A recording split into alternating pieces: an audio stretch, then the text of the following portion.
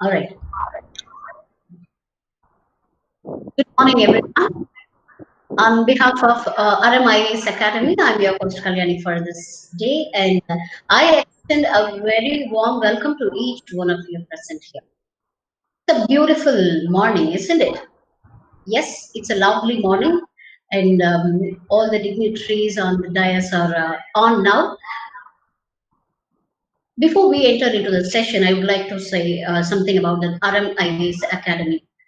ARAM IAS Academy was started in 2011 to provide high quality education for various competitive exams like UPSC, Group 1, Group 2, Tamil Nadu, TNPSC, Public Service Commissions, like that.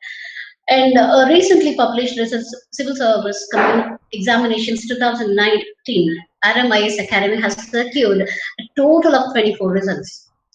We are also happy to share the news that Tamil Nadu rank 2, Ms. Aishwarya, and Tamil Nadu rank 3, Ms. Priyanka, are students of ARAM IAS Academy. And since its inception in 2011, ARAM IAS has produced 34 IAS officers, 17 IPS officers, 5 IFS officers, and 52 IRS officers, and 45 officers in Central Service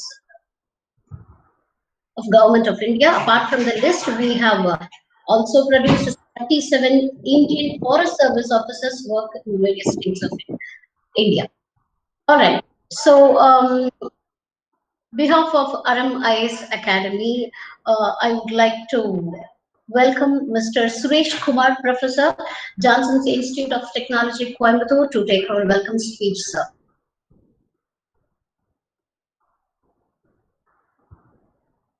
Thank you, ma'am. A warm good morning to all the dignitaries. On behalf of the management and principal of Johnson's Institute of Technology, Coimbatore, I render my heartfelt welcome to all the dignitaries. This webinar session on career opportunities in civil services will be the need of the hour for the students who are preparing for the civil services examinations. And indeed, I'm very happy to associate with ARAM IAS Academy in organizing this webinar session. My special thanks to Mr. Sendil Kumar, Director, ARAM IAS Academy, Chennai. I take immense pleasure in welcoming the two resource persons for the day, Mr. Prabhakaran I.R.S, Assistant Commissioner of GST, Cuddalore, Tamil Nadu, Mr. Mohammad Yazar I.R.S, Assistant Commissioner of GST, Dibrugarh, Assam. We welcome you, sir, for this wonderful session, because we know how busy you are during this pandemic session in pandemic situation. In spite of your busy schedule, you accepted to deliver this webinar session, especially for the civil services aspirants. And our heartfelt welcome to both the guests. And I also welcome the technical team of JIT and ARAM IAS Academy, who are organizing this webinar series very beautifully. And for the civil services aspirants, you can watch this live session in YouTube. You can post your questions in the chat box. Those questions will be answered by the guest as well as from the director of ARAM IAS Academy at the end of the session. So never miss a second of this webinar session. Hope you will have a very enjoyable day. Thank you very much. All right. Thank you so much, Kumar sir, for this wonderful speech. And students, as he said, don't miss a single minute to ensure that the career opportunities in civil service, and we ensure we simplified the task for you. And again, thank you so much for joining us, our dignitaries and students, Johnson Institute of Technology, Coimbatore. And that is a great pleasure for us. And before I, introduce our chief guest for the day, I would like to say something about our chief guest and Mr. Prabhakaran I.R.S, Assistant Commissioner of GST, Cuddalore. Who is 2016 batch IRS officer, currently posted as Assistant Commissioner, Cuddalore, GST, and Central Excise. And first, when to graduate, this is the most important thing, guys. First generation graduate who pursued a bachelor's in mechanical engineering at the Hindustan College of Engineering, Chennai, and worked as a quality engineer for 1 year and as a freelance photographer for 4 years. And he cracked various competitive examinations, subsequently including TNUSRB Sub-Inspector, TNPSC Group 2, Intelligence Bureau, ACIO, and UPSC Civil Service examinations. Have guided hundreds of civil service aspirants over the past 5 years. Born and brought up in a small town, Nellikupam, located in Cuddalore district. I would like to welcome Mr. Prabhakaran I.R.S, Assistant Commissioner of GST, Cuddalore, sir. And sir, I have a question for you. How does the transformation happen, like from Prabhakaran I.R.S, Assistant Commissioner of GST, and what is the major part ARAM IAS Academy involved in this, sir? Okay, thank you, ma'am. Thank you, Madam Kalyani, for those nice words. Very good morning for all the students, staffs, and staffs of Jansen's Institute of Technology for having me here. So this is a beautiful Sunday morning, as Madam Kalyani said. It's a beautiful Sunday morning, and I don't know, like when I was in college, if someone has said that you should be attending a webinar on career on civil services, I don't know like whether I would have attended it. But I'm really happy that more than 1,000 people are present here to attend this webinar, and they really believe that they can get something out of it. It's really very heartening. It's really very heartening to have you people here, and you people very committed, because Sunday is always allocated for leisure activities. Yes. When someone is spending Sunday morning in aiming at shaping a career for themselves, I believe that the success beckons you by the very commitment of yourself. So before answering the question, how my transformation has happened, I would like to declutter the civil services world, because whenever you know what you are going to do in perfection, then you can do that thing easily. So that is a thing. So whenever if someone wants to make a career in civil services, they are mostly inclined to the image attached to it. So most of the people, they don't know what the civil services is all about. So what is the role you are going to exactly function? So my job today, I think that I will try to declutter what after the civil services, so that the preparation strategy will be explained by my friend Yazar.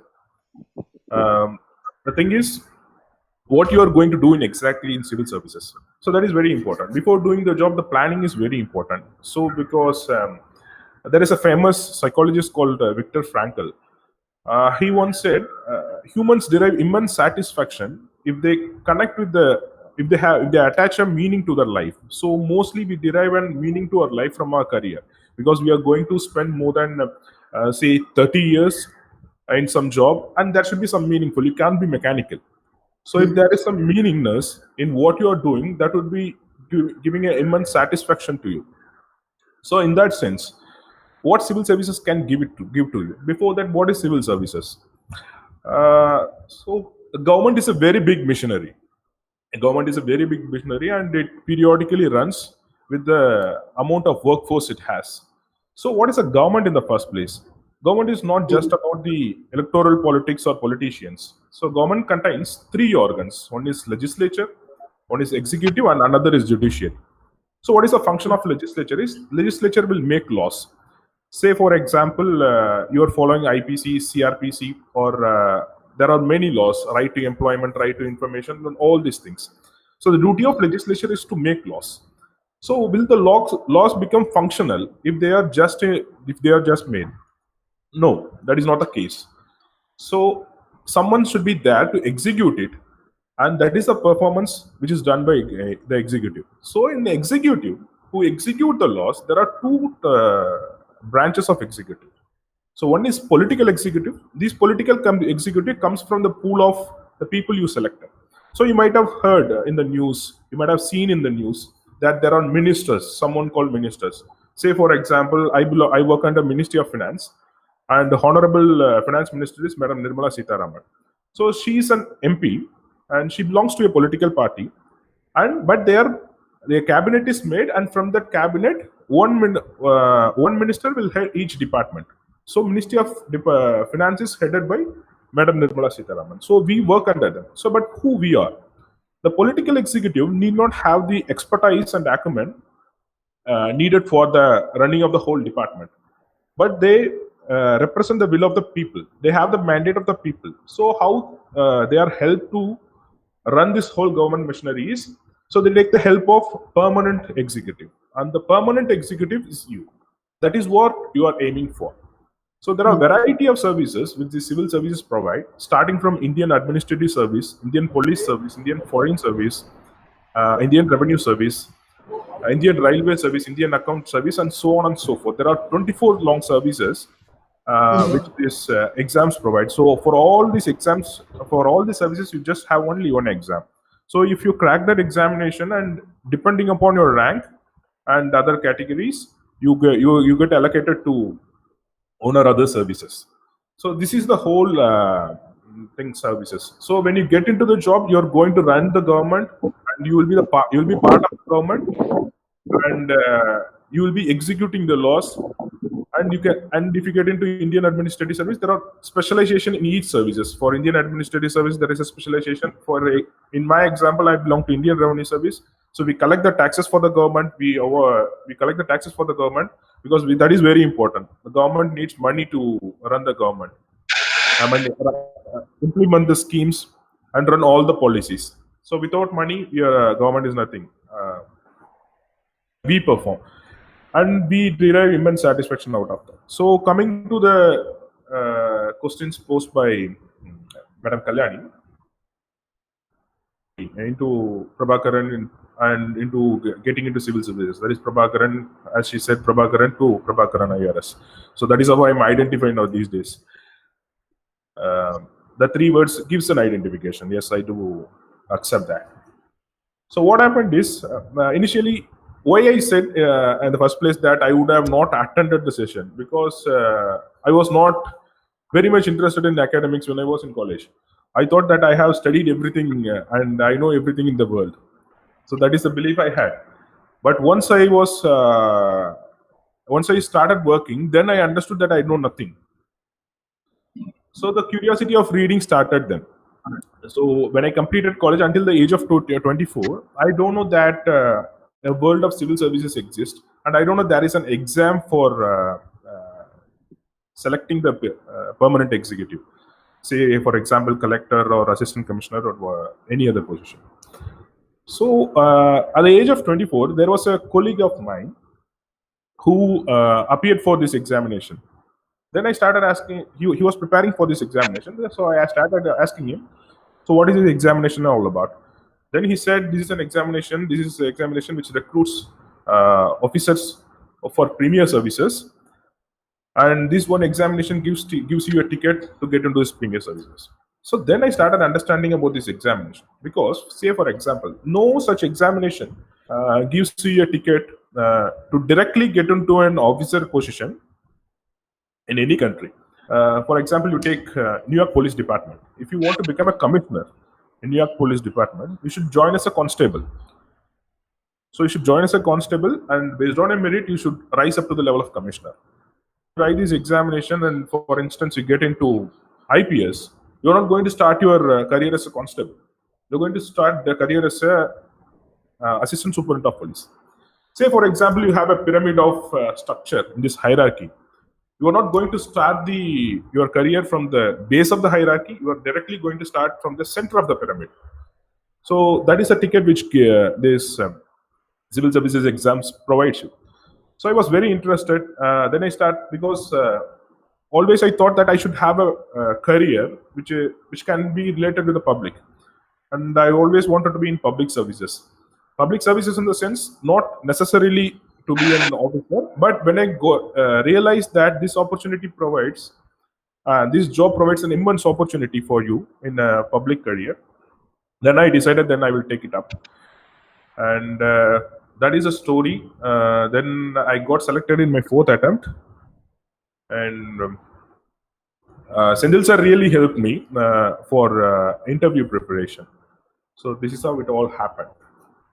And there are many myths about civil services.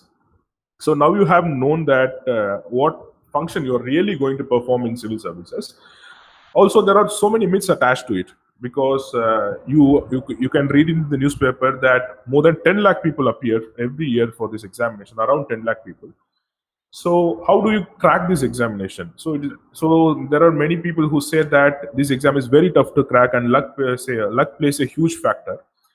So these are so many myths which are going around in the market, and let me try to break those myths. The first myth is it is very tough to crack because more than 10 lakh people appear in this examination. But the reality is 10 lakh people do apply for this examination, do apply for the preliminary examination, but only 5 to 6 lakh people take up the examination. So if you people are filtered, and only 10 to 15,000 people appear for mains examination. If you take, for instance, I would say like only 30 to 40,000 people, they prepare really hard. Other people, they just apply for the sake of applying it. So the myth of 10 lakh people appearing for this examination, they are not all of them are not serious aspirants. So you need not worry about the number. And the second thing is, extraordinary academic career is a prerequisite for this examination. So you should be having an extraordinary academic career. You should have been a first ranker. You should be a topper in the college. Nothing matters. All these things doesn't matter at all, because UPSC just require only a degree certificate. That's it.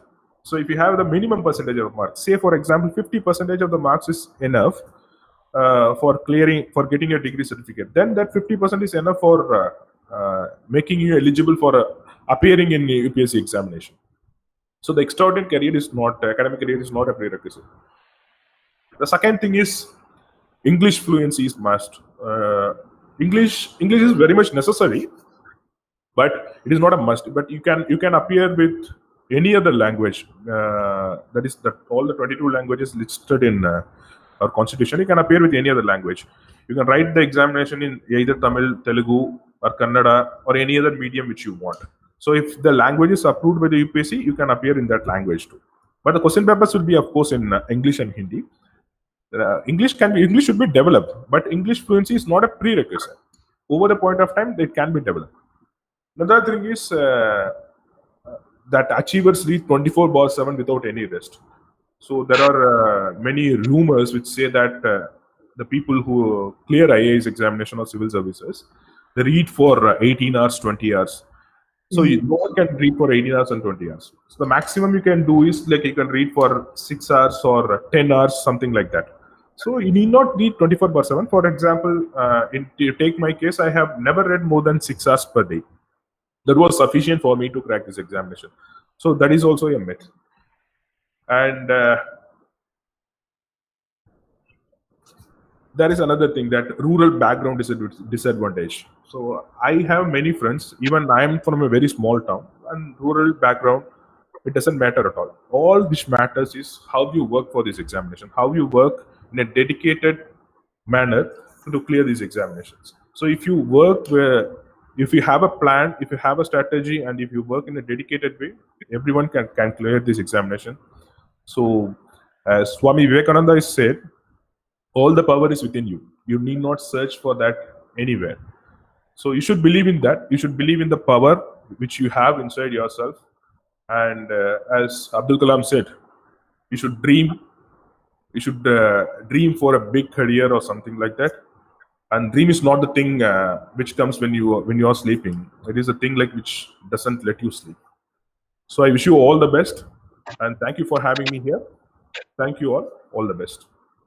Thank you so much, Mr. Prabhakaran. That was thought-provoking speech, I would say. Especially you bust so many myths like the time management, language barrier, background, and everything. Thank you so much, and we have bags of questions for you, sir. We will shoot one by one. Thank you so much, Prabhakaran, sir, for taking the time off from your busy schedule and mark this session as wonderful as this morning.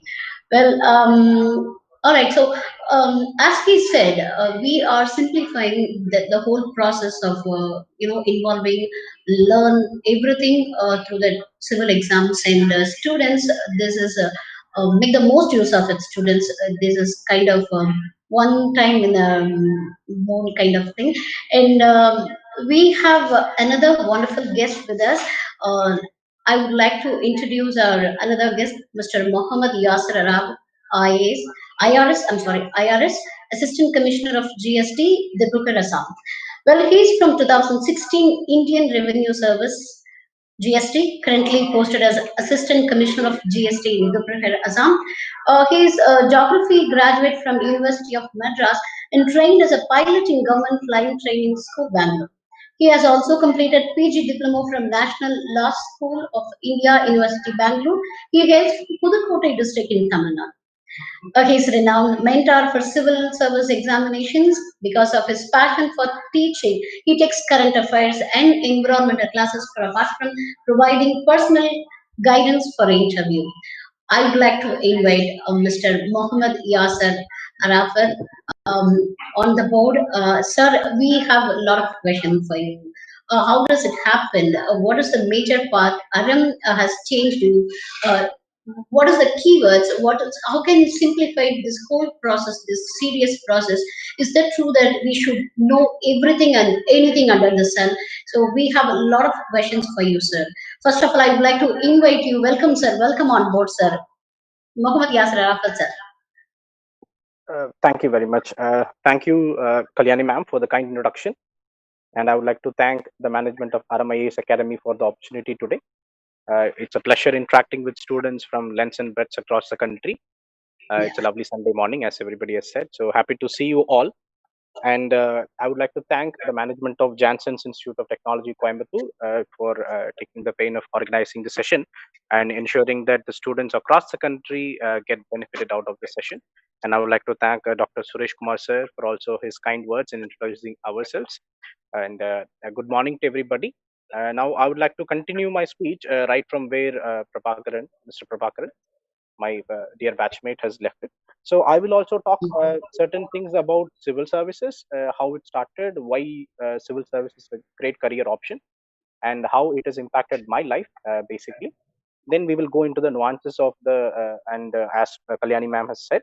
So we will go into the part that Aram has played in my preparation and the way to simplify this exam. So some of the myths have been demystified by kindly by my dear friend Mr. Prabhakaran. So now we will also take from further thereon. So now with respect to civil services, the pertinent questions to answer is why civil service? Because civil services has only two requirements. You should be 21 years of age and you should have an undergraduate degree. So UPSC has kept it quite open for anybody who is willing to take up civil service as a career option can take up. So UPSC has kept it quite open. So why civil service? There are people in my batch. There are people from IITs, IIMs, doctors, architects, majority engineers. So there are people basically from chartered accountants, dentists, everybody. Based people from all walks of life get into this career as civil service. Generally, you will see if somebody is an engineering graduate, he will go for an engineering job. Somebody is a doctor, he will practice as a doctor. But civil service is a very different examination or a different career where anybody from any walk of life can be a part of civil services. Now, so that is the beauty of civil service, I think. So that brings in a lot of diversity into the culture. And so civil service is for basically for open to everybody. Now the question to answer is why civil service? Like why there are plenty of career options available. I was a pilot and I was also into a lot of stuff also. So why I chose civil services and what makes it different or what makes it tick is what we will discuss today. Now, as a civil servant, I would like to tell you that every one of us have some or the other inhibitions towards the general management or the district management. We all think there is something better can be done. So when we walk into a government offices, we feel sometimes helpless, sometimes powerless, because as general public, not every government office treats you equally. So the basic guts is there for everybody that we should change it for good. Happened all along the way since the independence. Feel that there is something that can be or there is something that can be improved. The government generally people feel that government is on to technological updations, and so that is where it is key that the young who are technologically equipped civil services to ensure that the governance of the country goes to the next level. So it is a part of nation building. Let us take there are plenty of examples in civil services how people from different walks of life have contributed to the nation. So, for example, if you choose to become a civil servant, then it gives you an opportunity to use in, for example, a doctor. If he gets into a profession of doctor, he can only practice medicine basically. So all his skills related to medicine will be disposal. Choose a career as a civil service option, so you get a lot of diversity in work. Because let us take our example of I being an assistant commissioner in a division. In a case, you will do the role of investigator. When you hear a case, when you do public hearing, you used to do a personal hearing for the cases. So when you hear a case and when you pass an order, you practically judge. And then when you manage your office premises everyday affairs, you act as a manager. So there are a lot of such responsibilities or exposure that is available civil servant, that you're not stuck to one line of your work. Everyday work is very diversified and interesting on the other hand. Okay. And what makes civil service a great career option is responsibility, because right from the stage that you start in, as Mr. Prabhakaran has rightly pointed out, middle of the pyramid, so you don't start at the pyramid. So anywhere you join in any other job, you will start at the bottom of the pyramid, and then you will make your way upwards. So when you start here, you will, on the day one of your job, you will start as a leader. You will lead a team of 150, 200, 300, 5,000, 10,000. It depends on the assignment. So on the day one, you are a leader. You are going to manage people whose experience in the department is sometimes more than what your age is. So when you start in as a leader, then it brings you a lot of responsibility. So be as an IAS officer, be it an IPS officer.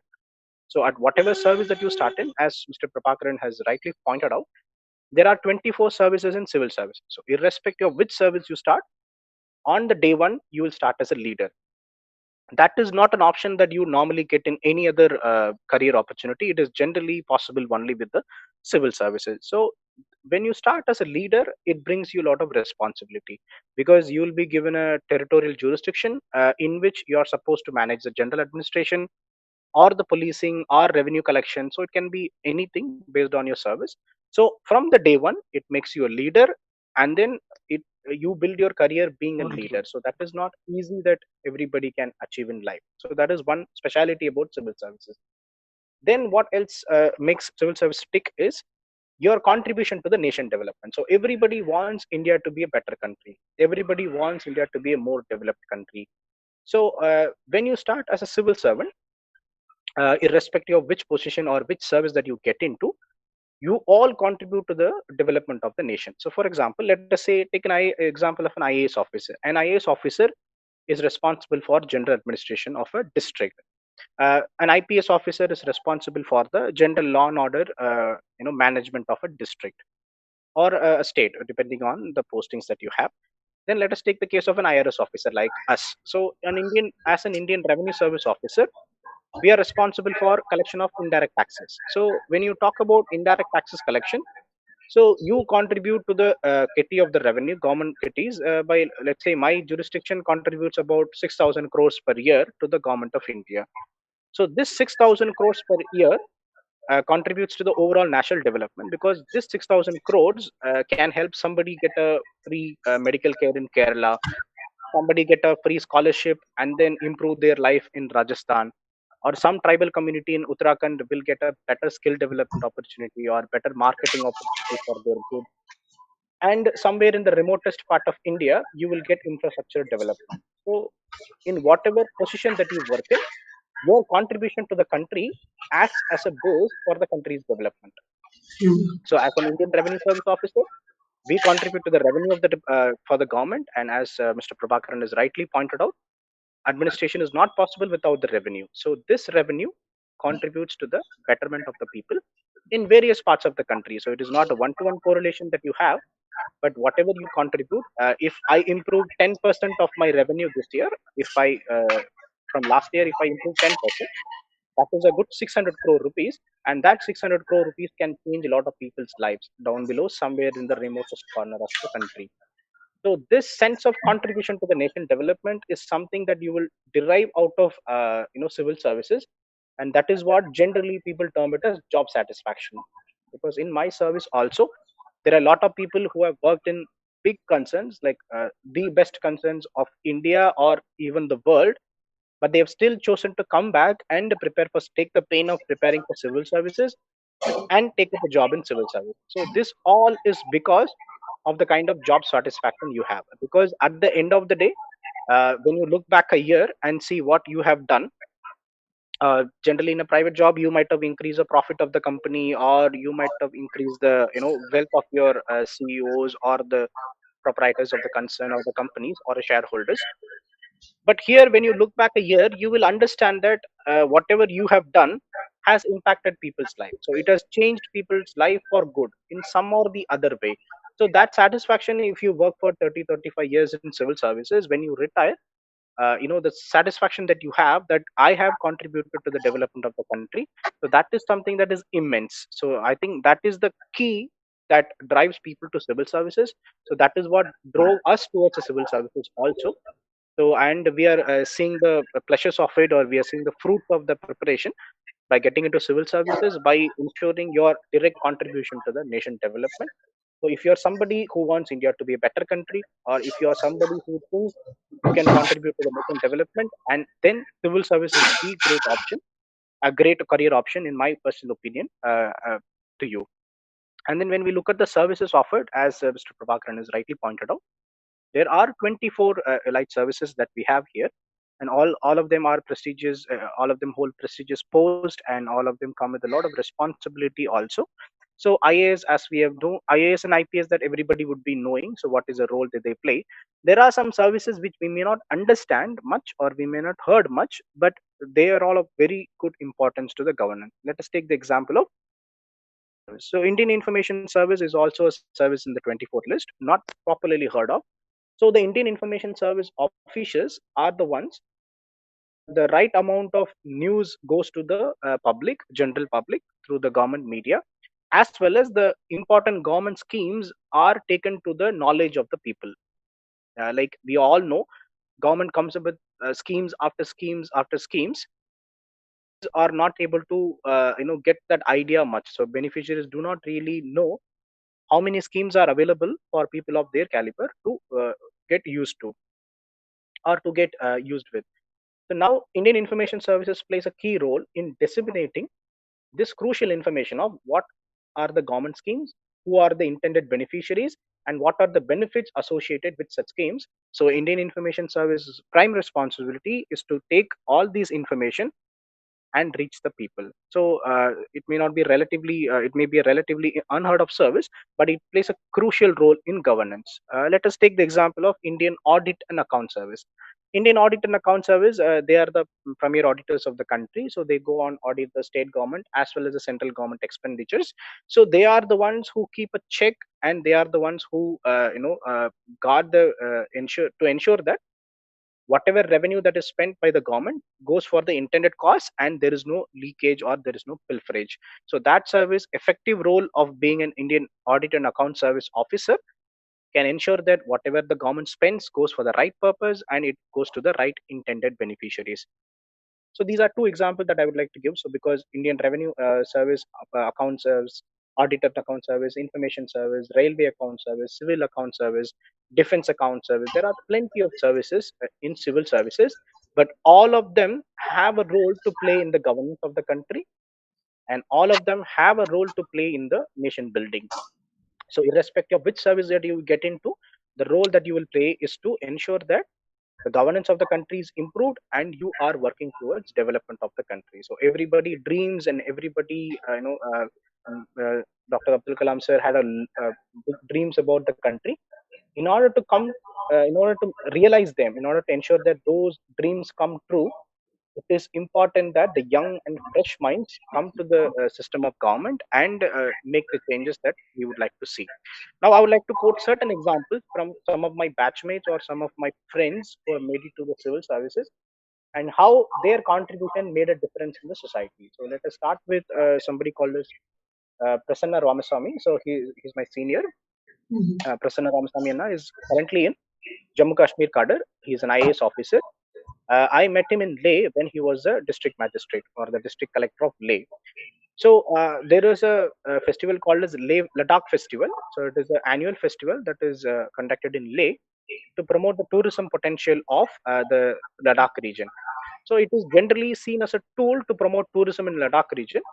But when Prasanna Ramaswamy was there, sir was there as a district magistrate in Leh, just took the scheme. For example, a lot of stalls by the local communities to sell their produce directly to the tourist. So generally, a lot of indigenous community, but they are sold through various middlemen, and the real benefits of the or the real advantages and profit goes to the middlemen, whereas the communities who make these handicrafts are not really benefited.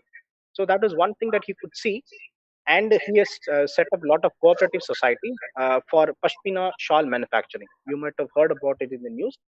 Pashmina shawl is very peculiar to Kashmir, and it's a pride of Kashmiri handicraft production. So what he has done is he has formed cooperative societies all across the border regions of Jammu Kashmir, and wherever there are communities, small communities who are experts in doing the pashmina shawl, but they generally sell it to the middlemen for let's say 5,000, 6,000, and those middlemen end up saying that original product in the market for 20,000, 30,000. So the person who puts in all the real hard work has not earned much money out of it, but those middlemen used to earn. So what he has brought in a change is he has brought in a change of ensuring platforms for those tribal communities or those cooperative societies formed by those tribal, especially tribal women, to sell their produce directly to tourists. So that year saw a huge rise in the revenue of those cooperative societies. So that is in a very small way he has started that initiative, but it has impacted the life of more than 2,000 families in Leh region, where they now have the ability to sell their products directly to the customer without the middleman. So it has definitely improved their lifestyle. So it is a very small measure that he might not have foreseen what is the impact that will have on 200 families, but his action has resulted in betterment of livelihood of 200 families. So that is one example. Then I would like to say about one of my batchmate who has studied along with me in ARAM IAS Academy, Mr. Satish Kumar. He is an IPS officer of 2016, my batchmate. So he has worked as an assistant command in Greyhounds. So Greyhounds is basically is an anti-Naxalite force in Andhra Pradesh government. So he was involved in the operations and ensuring the safety of the state and to control the insurgent activity in Andhra Pradesh. While doing so, he was very effective as an assistant commander. While doing so, he could see the lot of sufferings or the the perceived backwardness of the tribal community of the region. So he has started a lot of small programs for those tribal communities. That is exposing the tribal children to the urban lifestyle and to there are those tribal communities are kind of coming into mainstream, but they are still not able to make a big mark in the mainstream because of their geographical disadvantages. So he wanted to bridge that gap. So he has spoken to the district administration, he has spoken to, and he has used a lot of police welfare fund to ensure that the schools of those tribal areas are upgraded with the modern technology and modern facilities, and he has ensured that the basic infrastructure of the area improves by coordinating with district administration and everything. And there was an article about him in the Better India also regarding how, as a police officer, he is not directly related with the general administration of the district, but how he has contributed to the improvement of general administration of the district. So civil services gives you an opportunity where if you're a police officer, you need not restrict yourself, your activity to the police stream only. You can very well help in other forms of the government if you're proactive enough. Then I would like to talk about Mr. Vikrant IAS, 2015 batch. He's my very dear friend. We both have studied in ARAM IAS Academy again. So he, being a collector of Cuddalore district in Karaikal district in Puducherry Union Territory, he has started a project called as Namneer. So Namneer is a project that focuses on reviving the existing water bodies or very old water bodies to their past glory. So as we could see all over the India, this issue is there. that we had a lot of good water bodies and a lot of connection networks to those water bodies. In the name of development, in the name of settlements and habitation, we have eradicated many such water bodies. That has resulted in a water crisis, either for drinking water or for irrigation purpose. So he has taken up that initiative. He has contributed. He has taken the contributions of the general public. Now, because of his initiative, he has gone on to address a lot of public gatherings in schools, in colleges, in offices, where he has talked about the importance of water conservation and the importance of conservation of water bodies to improve the drinking water facilities in those area. And the main thing is to improve the irrigation facilities so the farmers can get benefited. So because of his initiative, there are plenty of water bodies in his district during his tenure was revived, and people took a lot of pride in reviving their own water bodies because he has addressed to those people, he has gone to those people, and he has explained to them what is the intention of district administration. So now a lot of schools have adopted water bodies, a lot of colleges have adopted water bodies, a lot of government offices have adopted water bodies. So that gave a sense of belonging, that gave a sense of ownership. So all those schools and colleges take that as a pride to ensure that their water bodies remain at pristine condition with planting of trees, strengthening of the bund and everything. So that is how he is rightly able to make a huge difference in the lives of the people. Now it has become a habit of the people to protect their water bodies and to ensure that those water bodies are properly revived during the monsoon season. And it has evidently increase in the water table of the district also. So for that, he has got many awards across India. He has served as a district collector, I think, for less than 1 year only, and then he is currently personal secretary to the DSP. So in that very short tenure of less than 1 year, he is able to make a big difference with this initiative called as Namneer initiative. So that is what the civil services gives you. So it gives you wings, it gives you a lot of scope to make the changes in the people's life. Now I would like to talk about Mr. Prabhakaran, my dear friend, also a legacy dispute settlement scheme in India. So this is a scheme that has ensured whosoever has had past disputes with the government of India with respect to indirect taxation matters can settle it amicably by not paying the interest and penalty and paying only part of the tax dues. So it is seen as a big boon for people to avail the services. Now the issue was that lot of people were unaware about this benefit of the scheme, and they were not having much idea about the scheme also. So Mr. Prabhakaran has taken the pain to travel across and to meet a lot of assessees in their own places to convince them about the benefits of the scheme and to reach out to the public. So there are a lot of prestigious moments for him during that scheme, where a lot of people have expressed their happiness that some civil servant of that stature has gone on to their places or have entertained them whenever they came to office, explained to them what is the benefit of the scheme, and that is how many beneficiaries were given the benefit of amnesty by the government of India. So that is his initiative to reach out to the public and not to sit in his own ivory tower and reach out to the public with whatever is the intention of the government of India. So that is the kind of responsibility that you are looking at as a civil servant. So as a civil servant, your job will somehow make the country a better place, be it in the revenue side, be it in the policing side, or be it in the administrative side, be it in the accounts management side, whatever it is. So your contribution is generally to improve the governance of the country or to contribute to the nation development. So the civil services as a career opportunity gives you a lot of such opportunity, and it gives you a lot of such responsibility also. And the training, we've been recently completed our training last year, so the training is also very multifaceted.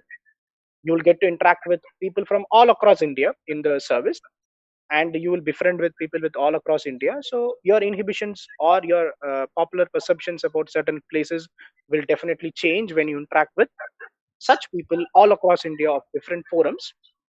So your understanding of the scheme or your understanding of the idea of India will change, because in civil services, in IRS customs especially, in the training we get to travel to different parts of the country, where you will see it for your first hand what is the culture and what is the general idea of that state. And you will be able to use it in your administration effectively when you understand it, and you get to go to prestigious institutions like World Trade Organization, World Customs Organization, United Nations, in Netherlands, Belgium, Switzerland. So the training has taken us all over the world to see the world and to represent the country of India and to understand and learn certain things that we can come back home and implement to ensure that our country becomes a better place to generally to live in. So these are the some of the points that I would like to highlight to the young aspirant or young to be aspirant to believe in yourself. And Prabhakaran sir is ideally demystify a lot of myths for you. That he also said that somebody from a regional background or someone from a regional language background has no barriers in civil services. He can very well make his mark in civil services if you are sincere, if you are hardworking, and if you are dedicated. So if you have these three qualities, then your background doesn't matter, your financial background, your economic background, your educational background, everything doesn't matter, because UPSC has practically kept it open for everybody to appear. So that is why the requirement is only 21 years of age and undergraduate degree. So rest everything is upon you only. Now, with respect to simplifying the preparation, and Aram has played a huge role in all throughout my career. As Ms. Kalyani ma'am has said, I came from a background of pilot training, so I didn't had much inclination towards academics before I started the civil service preparation. So Aram is instrumental in explaining to me right from the basics, because I was not somebody who had a basics of civil services. None of my family members were graduate. None of them were obviously government servants. So I didn't had much idea about civil services when I started. But Aram handheld me and then walked through my journey. They have been a big source of inspiration. Whenever I fell down, they have been supported me. Whenever I needed materials, they've been able to give it to me. And whenever I needed guidance, so I was able to get that particular guidance from uh, Director Karthikeyan sir, Director Shendil sir, and a lot of other faculties also, who have been instrumental in making me a civil servant. So I would also personally would like to request you to do a research on the academy that you intend to join. Okay, ensure that you get a personal guidance and you get a personal preference in with respect to the preparation. And please join an academy which will believe in you more than you. Okay, that is what ARAM IAS Academy has done to me. So they believed in my abilities more than me, because I have never seen my abilities in that light. So they were the ones who were able to see me and think that I will definitely make it to civil services. So it's a heartfelt thanks to them, and they have been an integral part of my training, without whom I wouldn't be, in this position that I am in right now. So Aram's contribution is definitely immense in my journey. And with respect to simplification of preparation, I would personally, I would like to, second the words of Mr. Prabhakaran. The time that you allot for the civil service preparation need not be much. So if you can, as Prabhakaran has rightly said, if you can spend 5 to 6 hours a day dedicatedly for civil services, that is definitely enough for the preparation.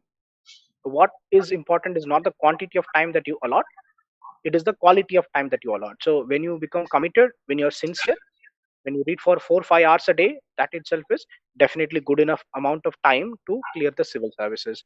So in terms of simplification, I would personally say don't go for too many books. You can choose one or two reference books per subject, like history, geography, political science, economy, governance, ethics and integrity, or science and technology. You may not need to study too many books. Just stick to one or two basic books that you're supposed to read, and then stick to one newspaper. Read that newspaper thoroughly. So I think if you are able to stick to limited number of books, if you are able to stick to one newspaper, make notes out of it. When you revise it and when you re-revise it, that will give you a very good solid platform to clear civil services. Because as there is a famous saying, the beauty lies in simplicity. I think the secret of UPSC preparation lies in simplicity. People who have not opted for too many books, people who have kept it simple, people who have studied judiciously whenever they got the time, have not sacrificed their personal life. So there are a lot of people who practically isolate themselves from their family, friends, relatives, and everybody to go into the shell for UPSC civil service preparation. I don't think it is required.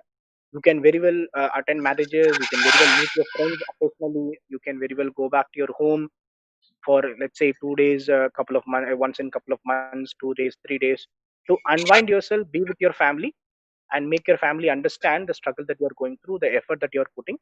So when you make that message across clearly, so I don't think civil service is a burden. So a lot of people think civil service preparation is a big burden on them, and they have to work their way through to remove that burden. So do not do that. I would personally say enjoy the phase. So civil service preparation, when you study history, geography, polity, when you read the newspapers judiciously, you will be able to understand. You are able to see the world in a better light. You are able to understand a lot of things that is happening in the society. You are able to differentiate what is right and what is wrong, and your ideas, your values, pre-preparation and post-UPSC preparation will definitely go for a change. So enjoy the preparation. You don't need to shut off from the rest of the world to prepare for UPSC. You can very well be a normal human being. You will meet your friends, family, relatives, everybody, but still be dedicatedly preparing for civil services. So I would personally say keep it simple. Read limited number of books. Read one newspaper per day. Take notes of it. Read them thoroughly, and then look at the syllabus properly, and prepare from whatever is expected out of you from the syllabus. So if you stick to syllabus, if you stick to limited number of books, if you stick to one newspaper, when you read them thoroughly without sacrificing your personal part of the life, even if you put 5-6 hours of effort a day, civil services very much is achievable. And I would personally say all the very best for all the students who have appeared here today. And as Mr. Prabhakaran has said, so it is a great pleasure, and it's a very inspiring to know that on a Sunday morning, all across the lengths and breadths of the country, more than 1,000 people have joined in to listen to the secrets of civil service preparation and the idea of civil services as a career opportunity. So it is very heartening to know, and it gives a lot of confidence that the younger generations of India are much more better than what we were when we were in our college days, and they are more career oriented and they are more dedicated. So I wish all the very best for everybody who is listening to the session today. And I would personally like all those people to please ask your questions. Myself and Mr. Prabhakaran, as well as Mr. Sendil Kumar from ARAM IAS Academy, will be able to answer those questions hopefully effectively. Thank you very much. That was detailed and wonderful speech, Mr. Mohammad. Mohammad sir, you made it easy. In fact, you were addressed few things even out of box. And the one word, any background doesn't matter. That stands alone. I would say. Well, thank you so much, Mohammad sir, for this wonderful speech. And students, we are online in all the digital platforms, especially in Telegram groups. We have ARAM Town Hall group, which is the largest discussion group for civil service examinations, and we have more than 5,000 students all across the country. And we have another Telegram group called AIM Civils, and we usually share that materials, that preparation materials through this group. And I also link that I will share all the links along with this video. And students, the most thing, the very important thing is we have a free demo classes which already started on 31st August. Every day it's 5 p.m. to 6:30 p.m. We have a free demo classes for it's open for all the students. You can make the most use of it. And the other thing, we have interesting segments are coming up. I think this the whole webinar is gearing up now, and we have questions. We have a bunch of questions with me, and we have Pratap Kumar also joining us for question dignitaries now. Let me start with Prabhakaran sir. Sir, there's a doubt. Is on head. Which optional subject has the highest success rate in UPSC exam? I would like you to address this question. Okay. Thank you for the question. That is really a good question, actually. May I know the name? Who had asked it? I'm not sure about the name. Okay, fine, not an issue. Like whoever have asked it, like that is a very nice question, and it shows the curiosity they have. That is Yes. very laudable. The thing is, the UPSC examination have if he is asking about he or she is asking about optional, then he or she is very much aware about the pattern of the examinations. Mm-hmm. So the pattern of examination, it starts with preliminary examination, which is just a screening test, and you go to mains, and then there is an interview. Only the marks of mains and interview will be calculated for your final selection, of which optional plays a huge role. Say, for example, you have 4 general studies subjects and 1 essay paper and two optional papers. So whatever you study hard, the amount of returns in the general studies paper is relatively around 50%. Even the topper will score around 50% or something like that. But if you take the marks of the optional of a topper, it may go sometimes around even 65%. So the returns in the optional is huge, and also the syllabus is confined for an optional. It is very well demarcated. So it is very important and strategical, and it plays a huge role in selecting the option. So selecting an optional is very crucial. So how do you select an optional? So the question I am understanding, like the question is asked about which optional is very much scoring, but I'm trying to just give an idea about what the optional is about. So why the given optional is, so it is given to your, the option is given to you. So the option, you should be grabbing it with both of your hands. So some amount of groundwork should be done before choosing an optional. So what are the things you should look for an optional is? First thing is it should interest you. I took Tamil literature as my optional because I was very much interested in literature. So and I also had a plan for Tamil language. So I took Tamil literature as an option. So it was also scoring that time. So the first point is the optional should be because you should be studying about it. And the second thing is you should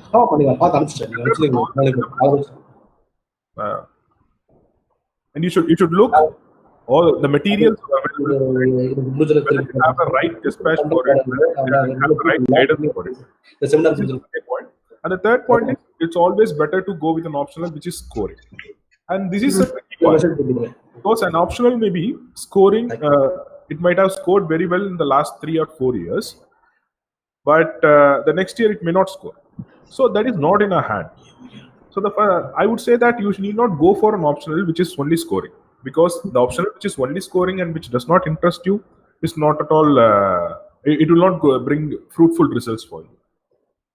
So what the thing you should do is, like, say for example, anthropology was scoring for the last, it was scoring very well, because if you take the toppers, in the top 100, even in the top 10, like 4 or 5 people were with anthropology optional in 2018 and 17. So everyone started switching to anthropology optional. But this time the anthropology optional, I won't say it like it didn't bring better results, but the amount of people in top 100 with anthropology have reduced a little bit. Same example you can take for Tamil literature optional. It was scoring very good in 2014, 15 and something like that. And 2016, there was a huge fall in the scoring of literature of Tamil language. One point you should understand fundamentally is, every optional has its place in top 100. So the person with that optional can always feature in top 100. It doesn't mean like if the optional is not bringing huge result, doesn't mean that the person with that optional is going to become a topper or not. So it depends on you, how good you study, how well you practice. That will put you in the place which you want to be. All right. So for fruitful result, you suggest to go for an interesting topic, interesting subject. All right, sir. Thank you so much, Prabhakaran sir. And we have another question. The question is, how to one study for civil service, and from what time of one graduation? I would like to invite Mr. Sendil Kumar, our director, ARAM IAS Academy, to address this question. Sendil sir, how to one study for civil service, and from what time of the graduation? Thank you, Kalyani. And good afternoon to all the participants, and good afternoon to the guest speakers and management of Janssen Institute of Technology. Regarding when to start the preparation, like many of the students idea of preparing for civil services, but they do not know when to start, which time of their education would be appropriate to start. Like, in order to help the students to initiate the preparation and to understand the essence of this examination, we are conducting webinars like this. To be very precise, it is better to start the preparation much earlier, because the preparation itself will take close to 2 years. Like 2 years, I mean to say that you are prepared for the problems, you are prepared for the mains in all aspects. You are thorough with the understanding of the syllabus, and you are thorough with the complete preparation. So it is advisable that you start the preparation early. It's better that even you can start from your first year of your of degree itself. Actually, for that you need to have a better idea. So many of you will not have access to the training centers, but even then, before joining any of the training centers, it is advisable that you go with the basic reading of the NCERT books. So reading NCERT books is very much essential, and any candidate is advised to start with the reading NCERT books. So once you are into the college, maybe in the first year of preparation, you can start. Maybe in the second semester you can start, or from second year. Ideal would be that you start from second year of your degree courses. I believe most of you would be engineering graduates. So once you start your preparation from second year, start reading the newspaper. Reading Hindu newspaper, English Hindu, is very much essential to clear this examination. And most of you will be from different educational backgrounds, like I would say from state board, from CBSE. But as far as civil service is concerned, reading CBSE books is very much essential and necessary. So what you can do is that you can start reading the NCERT books.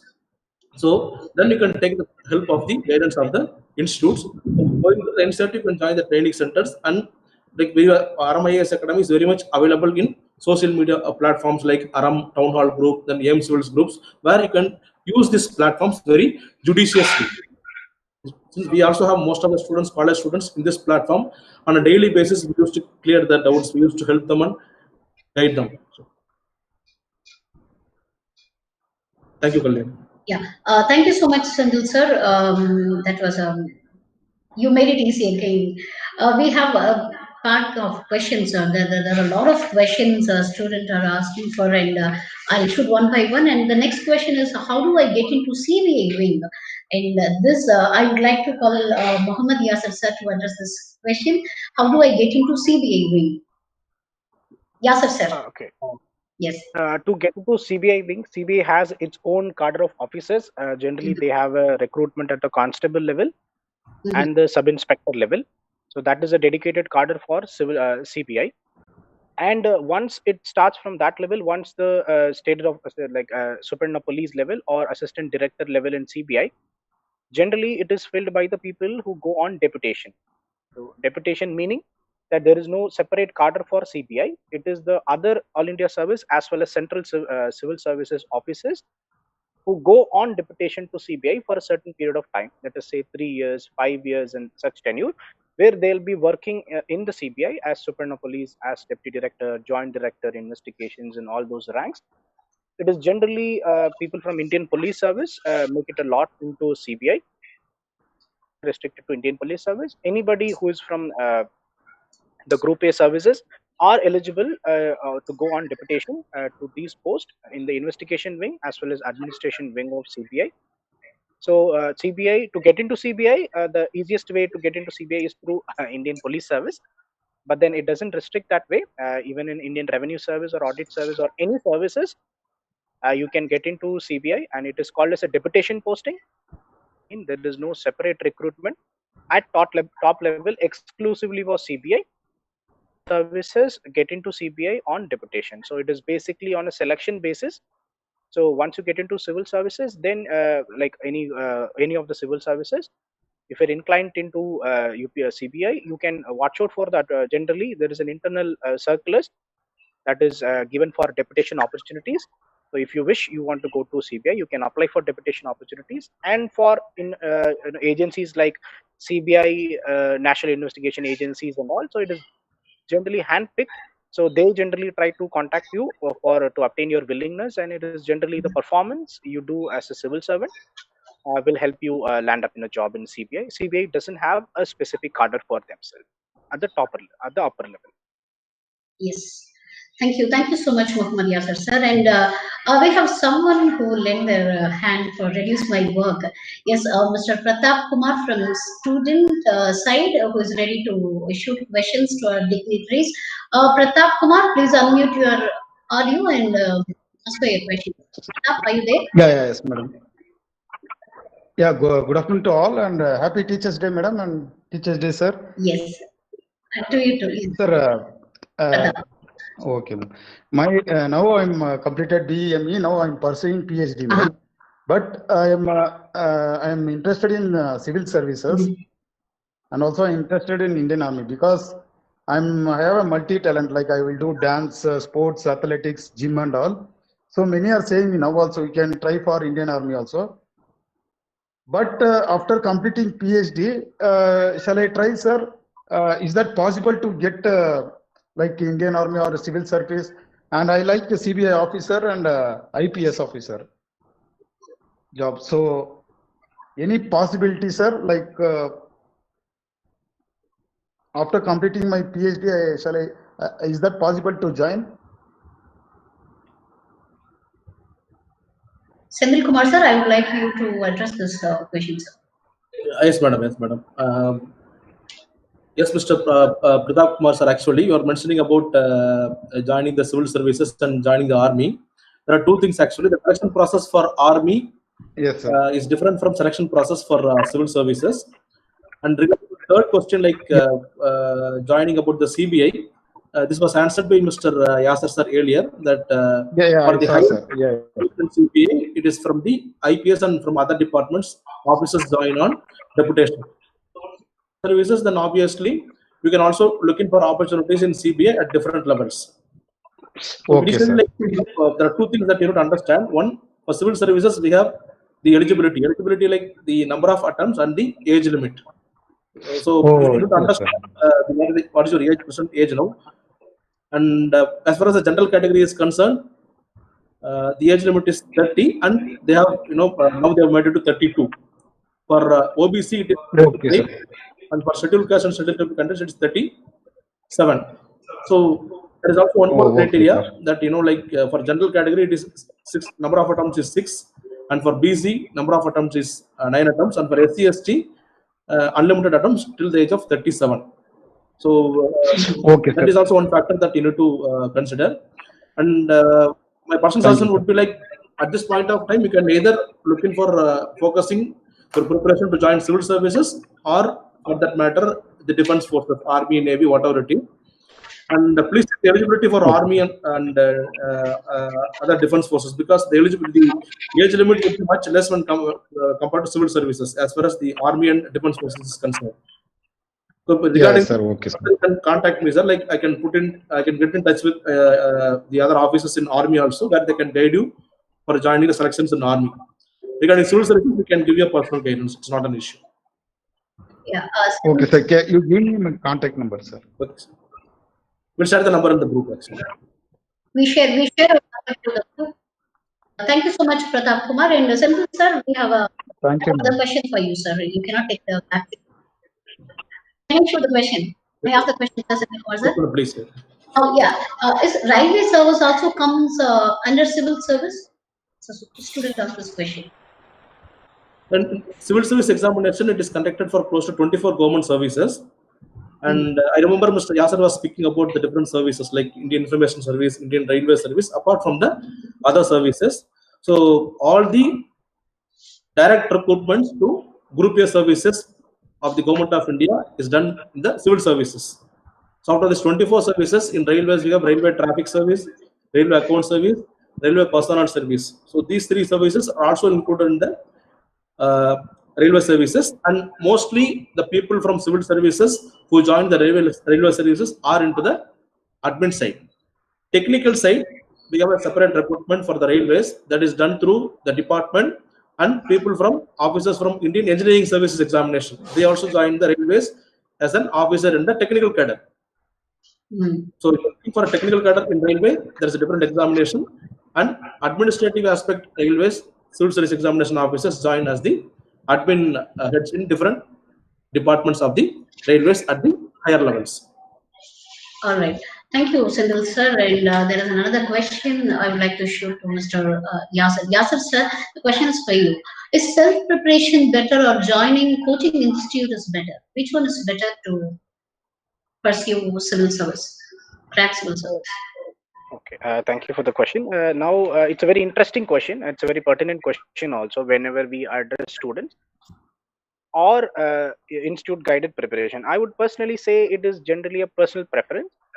because some people who have a certain background in civil services, or who know people, for example, All India rank number 7, the Tamil Nadu rank number 1 this year, is a candidate who has prepared on his own, telling that he has been helped by a couple of people in Indian administration service and Indian police services, has guided him in how to prepare for civil services, and then he was able to prepare it all along on his own, and he is able to get the All India rank number 7. So there are a lot of toppers in All India ranks who have prepared on their own.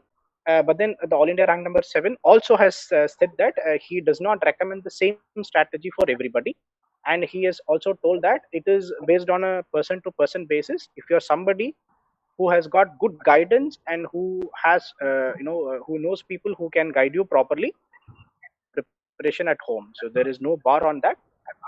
Such thing, or if you don't have such contacts or the friends who can help you out with, then he has suggested it is better to go to a coaching and take the help of the coaching institute. So I think that is a very good explanation in that regard.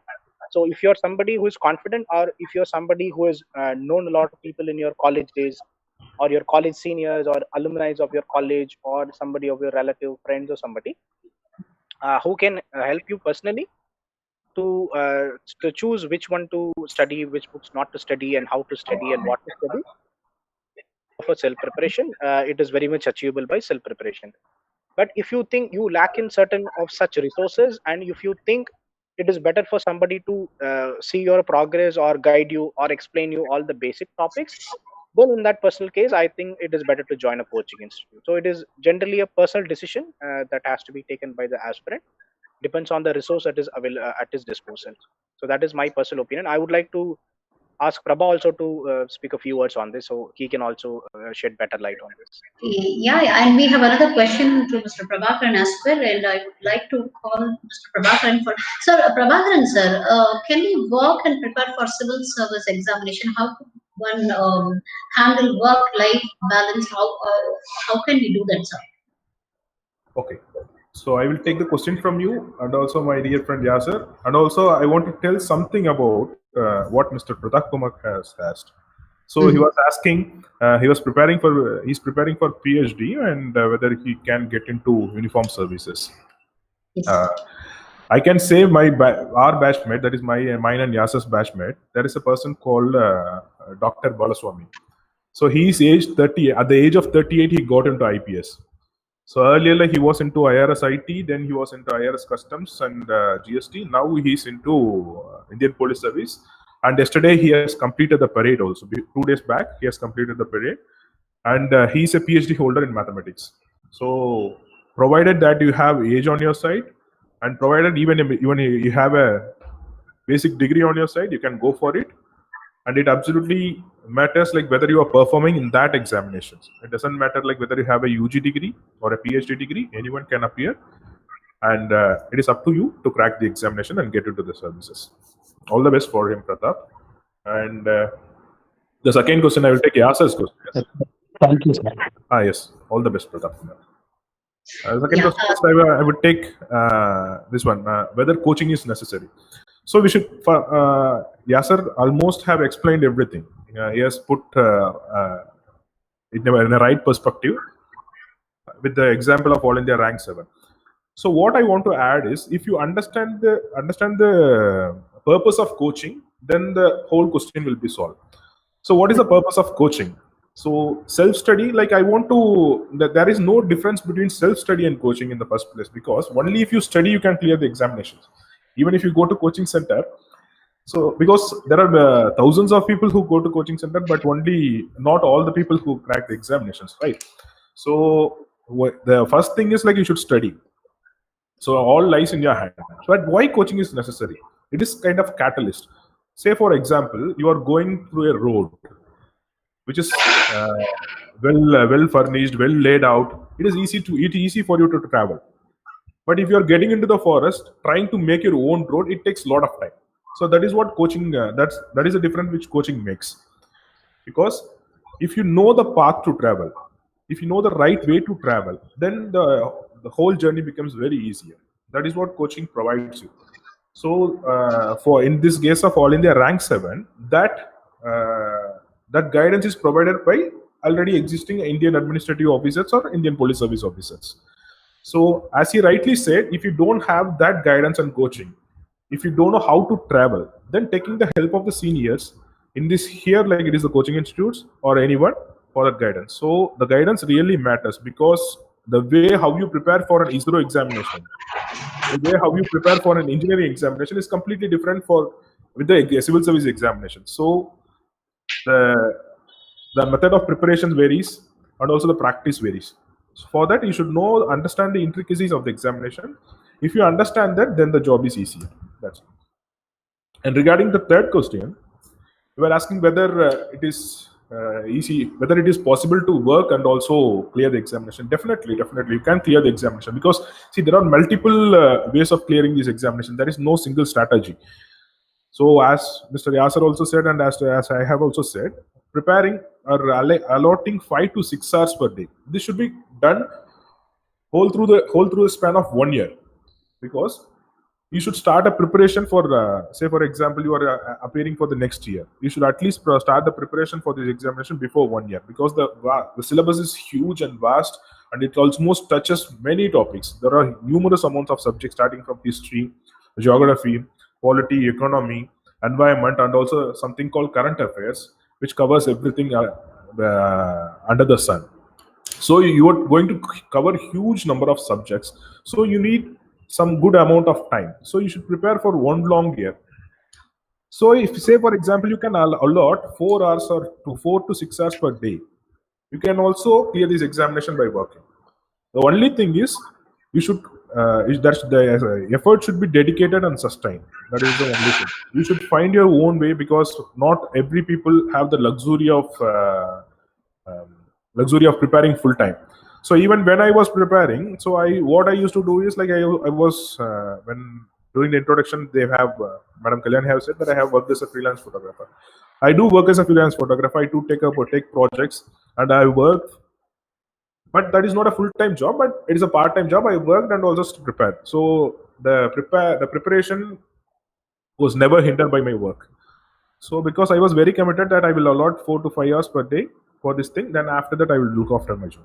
So that is the thing. If you can plan your preparation, you can definitely work and clear the examination. I know so many people in my batch and so many friends in other services also who have worked in a formal sector, and also they prepared for the examinations, and with their commitment, sustained efforts and strategy, they have cleared the examination, and they are serving this country at an officer level these days.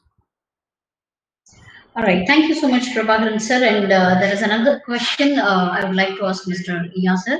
Yazar sir, there is a question. Current affairs plays a vital role in this whole process. Right? So, is there a newspaper reading is necessary? If yes, how one should read newspapers? Is it regional language newspapers does work? We have a lot of questions on this current affairs newspaper stuff. So please address on this. Sure, definitely. I'll be answered them comprehensively. And I would like to add to my dear friend Mr. Prabhakaran's answer to the earlier question. So, like we have said, 4 to 6 hours of preparation is enough for civil service preparation. So, if somebody is working or somebody is in a very hectic job, for example, somebody is in an IT job where he has to walk into the office at 10 o'clock in the morning, he can only walk out at 8 o'clock in the evening.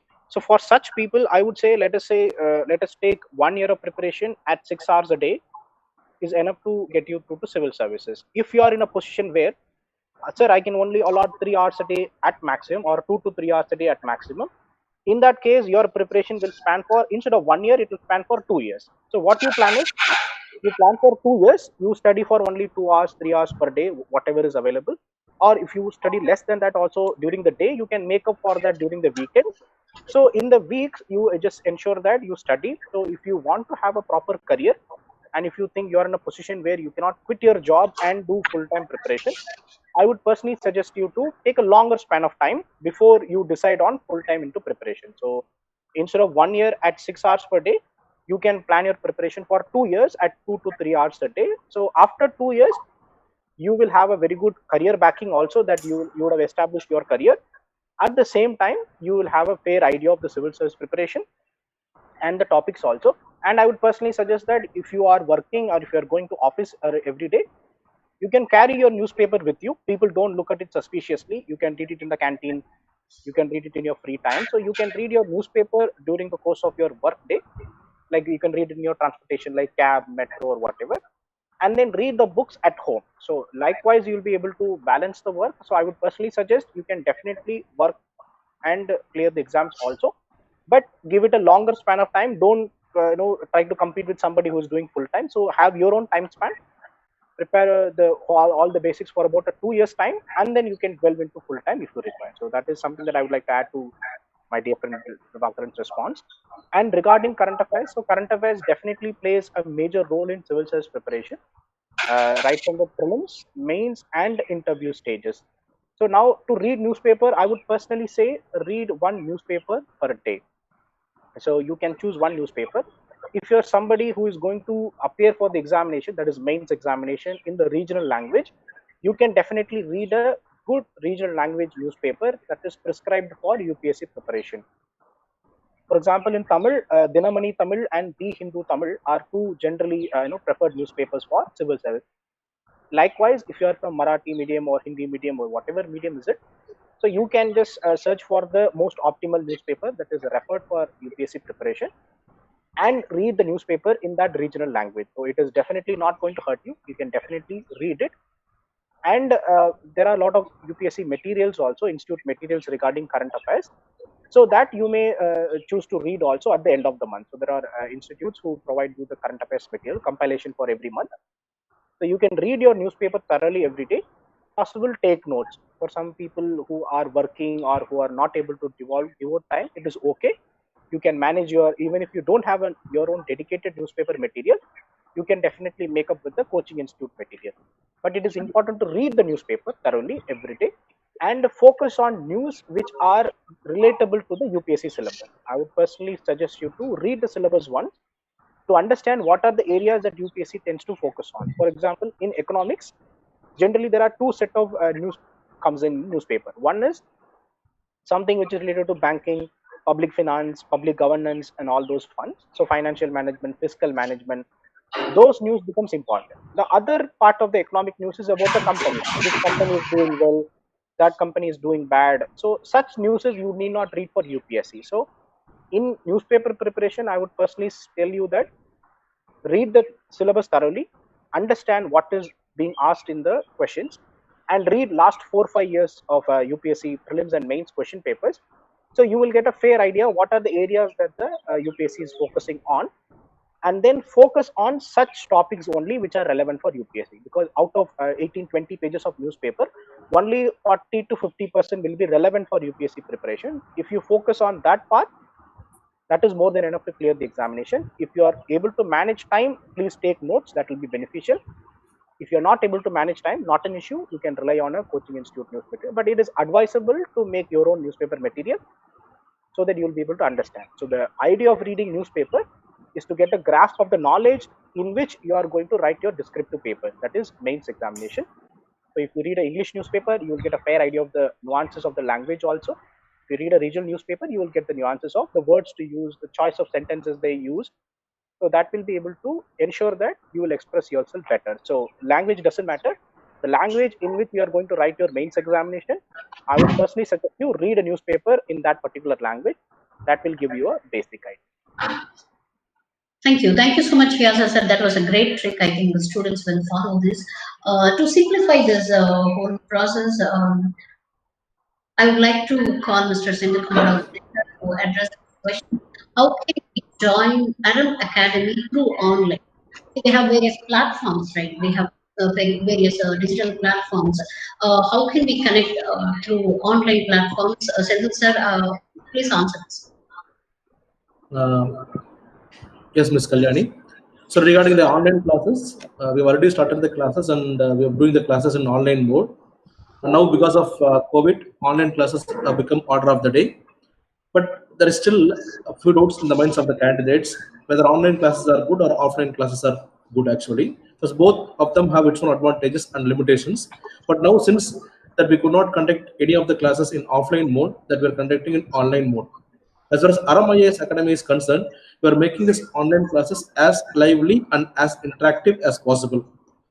Because we'll be having only limited number of students in the classes. Even if it is for the offline mode, we have 80 students, and in online also we have maintained the same strength of having the limited students, so that the faculty would have better interaction with the candidates, and students will also be able to interact in the classes.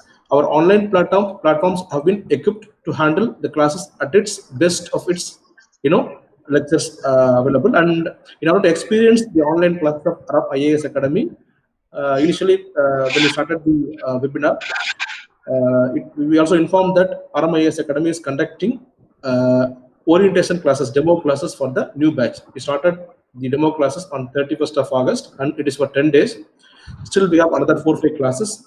And any student who is interested, you can just get the login details from our Telegram group. Like, it is available in ARAM Town Hall group, where we share the meeting details of the demo classes, and you can understand how the online classes are done in ARAM IAS Academy. So apart from that, like, materials and test papers are also shared in the group and also in our Telegram group.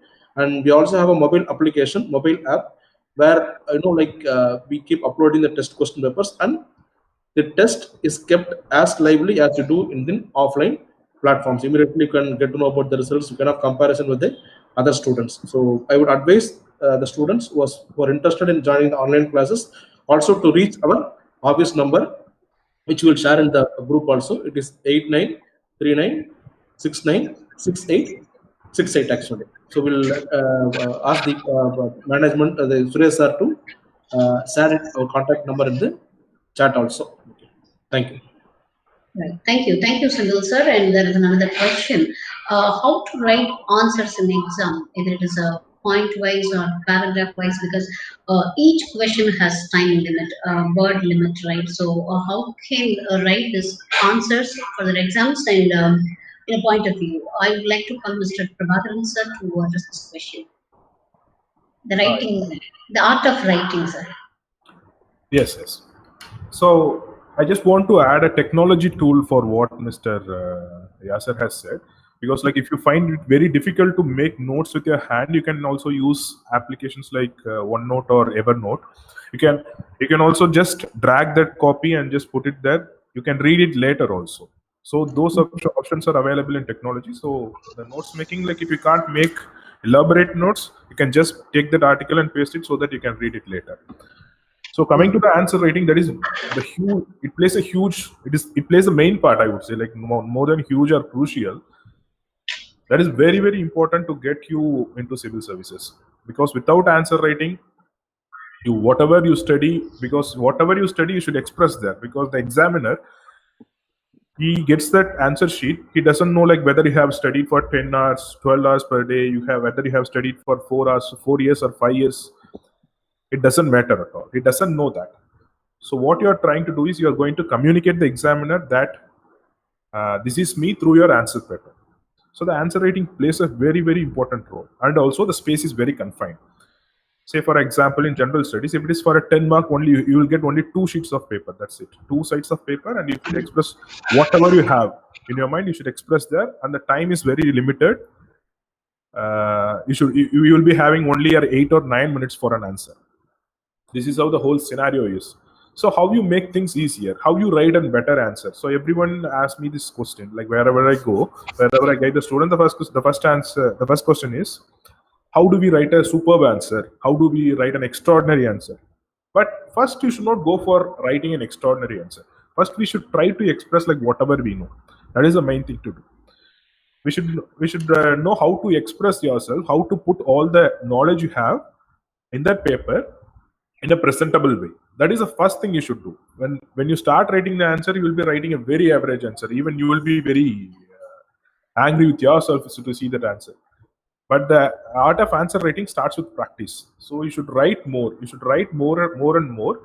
And if there is some person to see that and correct the answers for you, then you can improve a lot. So the only way of writing a better answer is by practice. So you should practice a lot. And coming to the second part of whether you should write in bullet points or paragraph.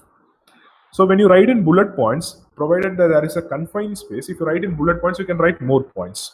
So that is the benefit of bullet points. And if you write in paragraph, you can't write more points. So my approach for answer writing is, what I have followed is, I used to write 2 or 3 lines paragraph followed by 3 or 4 lines bullets. And I also used lot of pictorial representations. Take for example flowcharts, tree diagrams, and flowcharts, tree diagrams, and whatever the pictorial representation we can make. I used to make circles.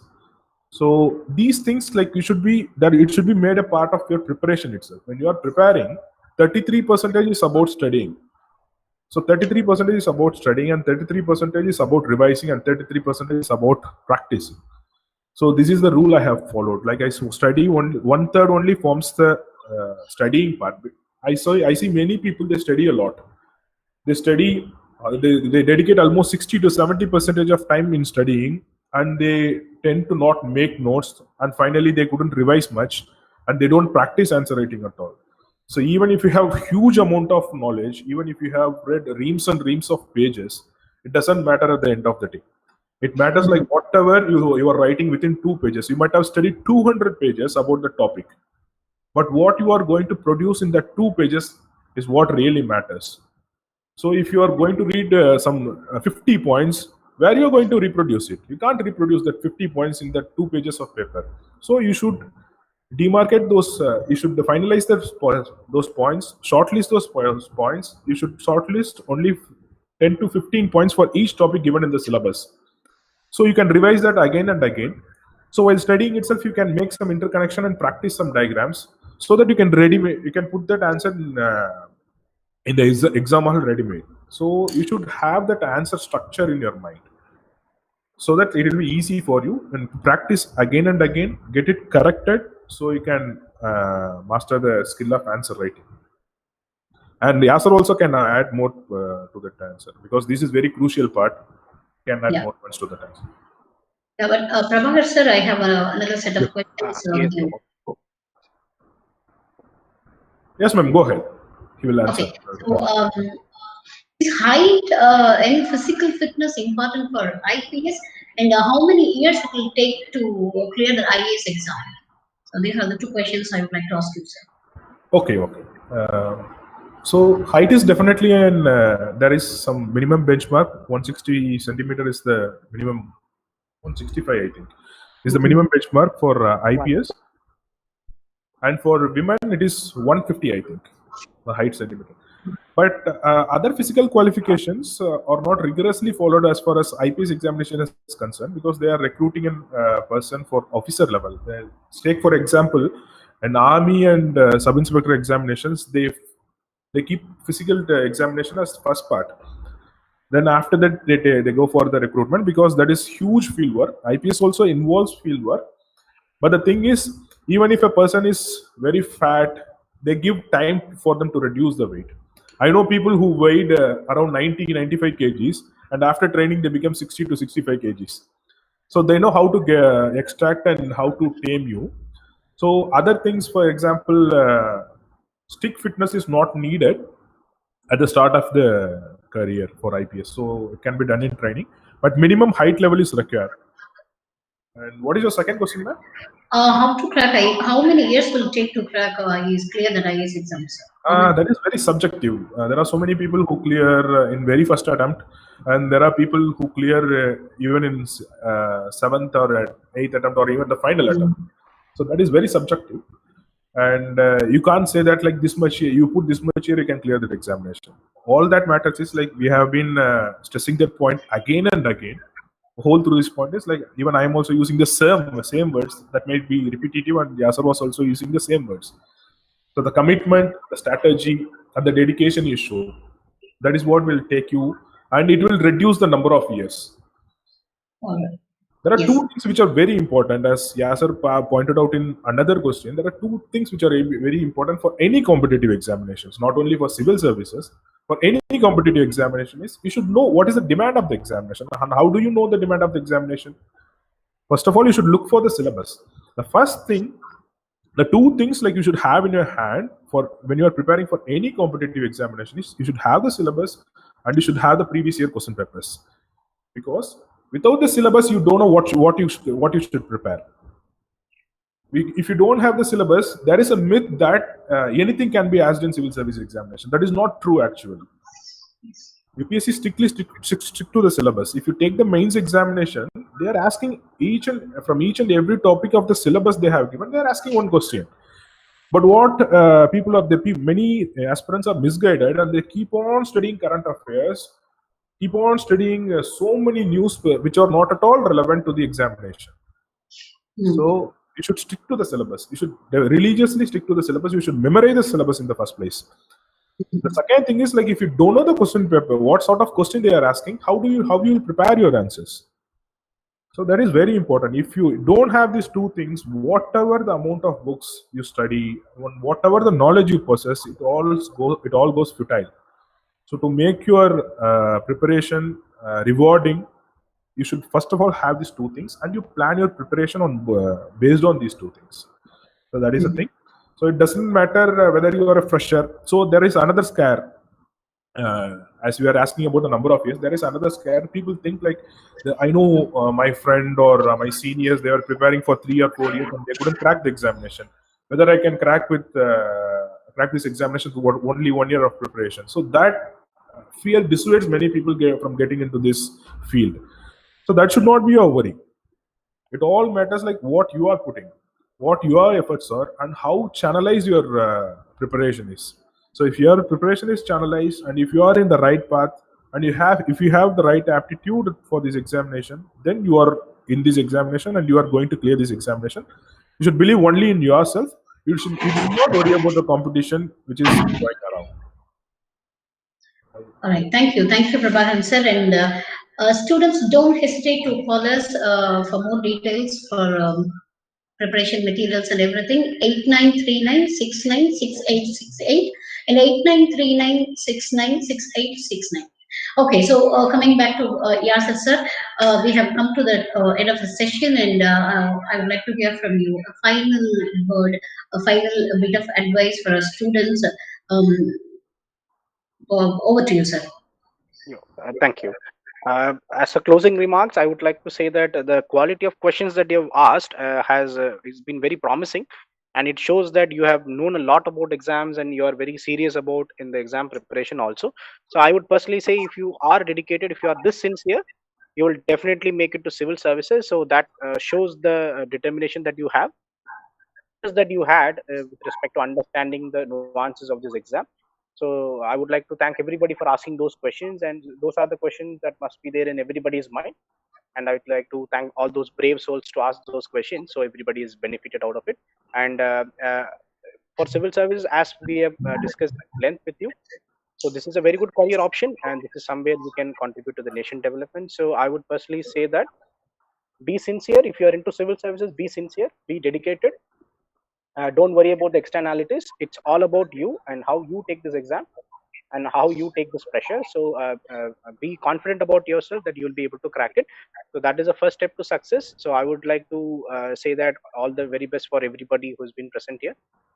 Thanks for your time in listening to us. Please be confident. Please be dedicated. The success will definitely be all yours. Thank you very much. Thank you so much, Yazar sir. And Prabhakaran sir, your piece of advice. Yeah, like I never expected that these kind of questions would be asked, because like the questions are very, very detailed. I never felt that I was talking to the college students, because it is like addressing it is like addressing the aspirants. So even when I was taking orientation classes for some students, they did not have this much questions, these deep insights about the civil service examinations, because like someone is asking about answer writing, which we talk only after like 1 month of orientation to the aspirants. So they are completely committed. I have no doubts that many people who are attending this webinar we will be seeing soon their names in the final mark list of the civil services results. So I'm very happy for answering the questions. I think, like, to the best of my knowledge, I try to answer your questions. And if you have any doubts, you can either write to ARAM IAS Academy, or you can either write to me. Like, I will give my email ID to you. You can write to me also. So all the best. And it's very heartening to see the committed people who are attending the seminar on a Sunday. And I feel that the future of our country is very bright with such committed future bureaucrats.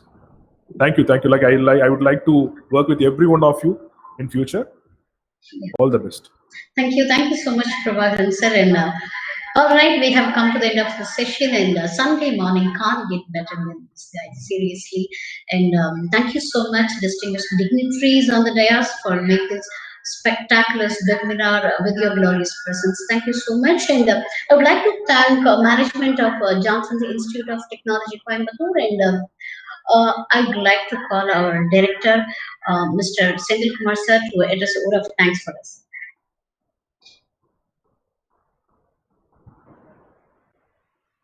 Thank you, Ms. Kalyani. So now that we have come to the concluding part of the webinar, so I take this opportunity, and it's my responsibility to thank all the officers, guest speakers, and also the management for being helping us in conducting this webinar in a very informative manner. And the two officers who have come today for this platform, Mr. Prabhakaran I.R.S. and Mr. Yazar I.R.S., both working in the GST department. Two things, why we chose these officers. One is that both of them are right now also into guiding the aspirants like you. Like Prabhakaran sir has been very much helpful and has individually mentored many of ARAM IAS Academy students for the interview, personality test. So working on each and every profile, like twice, thrice, and we spent more than 10 hours on candidates, actually working on them, shaping on them to perform well in the interview. So we chose him because he will be able to give the requirements of the students in their own way. So that was it. And Mr. Yazar I.R.S. is sir also he's guiding students and is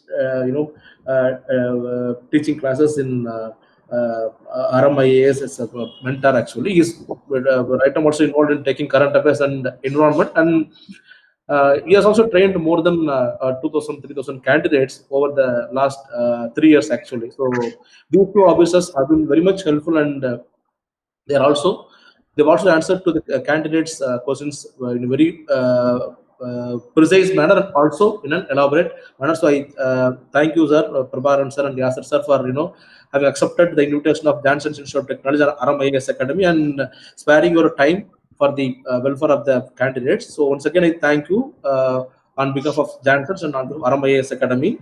And coming to the institutional aspect, Johnson's Institute of Technology. So it is my duty to thank Dr. Suresh sir, who was very much cooperative. And once we approached him, actually, he said, we'll do the best to reach the students. Actually, we'll do this program in a very informative manner so that students community gets benefits to a larger aspect. So I'm very much thankful to you, the management of Chancellor of Technology, and Dr. Suresh Kumar sir, who is taking care of the students' welfare and students' betterment, and also the placement and other aspects. And the faculty members of Jan's Institute of Technology, who are directly and indirectly helped us to conduct this program, Mr. Magendran sir, Mr. Magesh sir. So I thank each one of you, sir, in helping us do this event very in a wonderful manner. And both the officers have given their own piece of advice, so I do not want to extend this one. And I would like to give a quote which comprises everything that we have discussed. Actually, success is no accident. It is hard work, perseverance, learning, studying, sacrifice, and most of all, love of what you are doing or learning to do. So this should be in any candidate's mind in order to get into the civil services. And for this, ARAM IAS Academy and Jan's Technology are very much behind you to motivate you, to help you. So you can reach us in our social media platforms, in our town hall group, in our AM schools groups, and also you can contact us through phone number 8939696868. At any time, we'll be ready to help you and we'll motivate you for a better career opportunities. So I once again thank all the participants in this webinar, the guest speakers, officers, management of Jan's Technology, and all others who have been helpful in conducting this program in a very informative and useful manner. Thank you, one and all. Thank you. Thank you so much, Senthil sir, for this wonderful final word. And students, please stay connected with us through all the digital platforms, and all the best for your upcoming examinations. Good luck.